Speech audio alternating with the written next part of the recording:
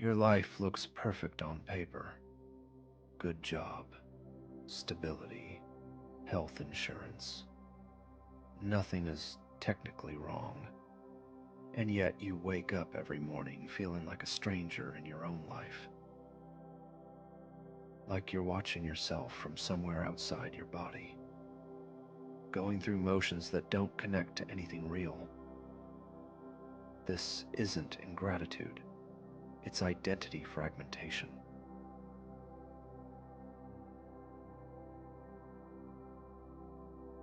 Quarter-life crisis gets treated like a cliche, some generational complaint about not knowing what to do with your life. That's not what this is. A quarter-life crisis isn't about age. It's not even about career confusion. It's what happens when the identity you built stops matching who you actually are. You spent years becoming someone, following a path. School, job, progression. You did everything you were supposed to do, and you got there. But now that you're here, something feels fundamentally off.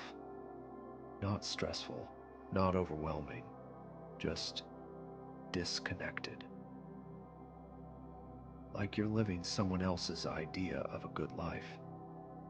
Psychologically, this is called identity fragmentation. It's when the external structure of your life no longer aligns with your internal sense of self. And your nervous system knows it, even when your mind doesn't. That's why everything can be fine on paper, and you still feel like you're drowning. Because the problem isn't your circumstances. It's the gap between who you are and who you're pretending to be. The three types of identity fragmentation. Identity fragmentation shows up in three distinct patterns. Most people experience all three at different points.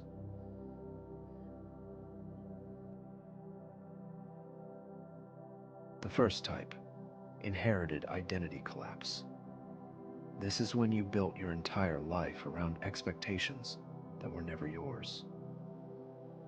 Your parents' values, cultural scripts, what success is supposed to look like. You followed the path, and now you're standing at the destination realizing this isn't you. The identity you built was functional, but it was borrowed.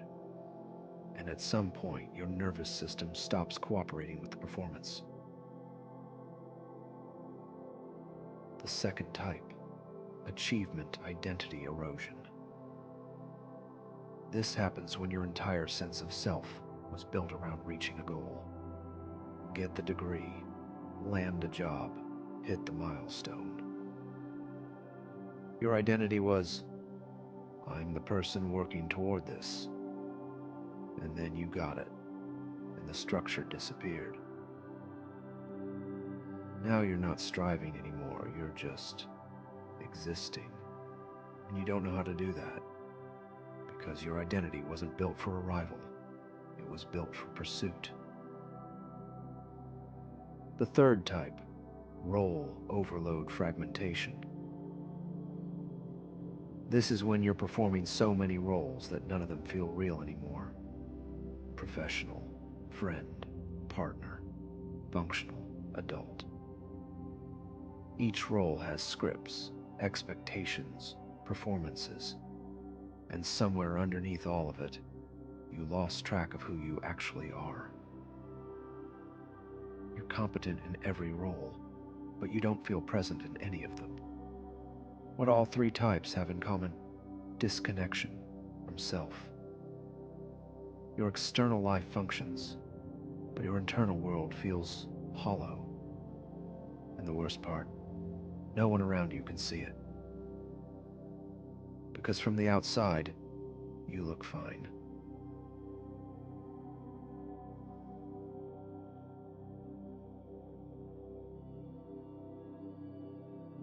Here's what makes identity fragmentation particularly brutal.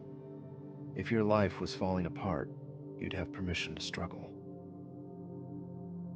But when everything is objectively fine, there's no language for what you're feeling.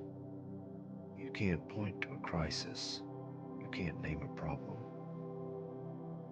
So you start questioning whether you even deserve to feel this way. I should be grateful. Other people have real problems. This is the gaslighting effect of functional emptiness. Your external life invalidates your internal experience. And because no one else can see what you're going through, you start to doubt it yourself. Maybe I'm just ungrateful. Maybe I'm broken. But identity fragmentation isn't about gratitude. It's about alignment. And when you're misaligned, your nervous system knows. That disconnection you feel, it's not weakness, it's data. Your body is telling you, this life doesn't match who we are. And the fact that everything looks fine makes it harder to listen, because there's no external validation for what you're experiencing. No one's going to tell you, yeah, your life looks good, but I can see you're lost.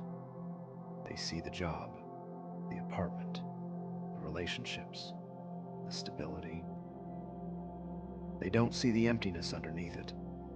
And so you keep performing. Because what else are you supposed to do?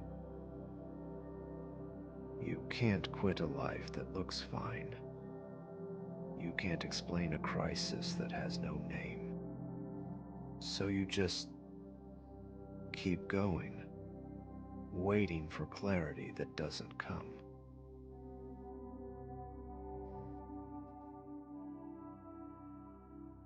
I'm not going to tell you how to fix this, because identity fragmentation doesn't get fixed, it gets recognized. The clarity you're looking for isn't a solution, it's acknowledgement.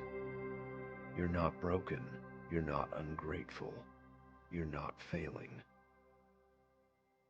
You're experiencing the psychological cost of living a life that doesn't align with who you are. And that's not something you solve with productivity hacks or morning routines. It's something you sit with, acknowledge, and slowly begin to address. Maybe that means letting go of an identity that was never yours. Maybe it means building a life that feels aligned instead of impressive. Maybe it just means admitting, I don't know who I am anymore. And that's okay, because not knowing is still clarity. It's the beginning of direction, not the end of it.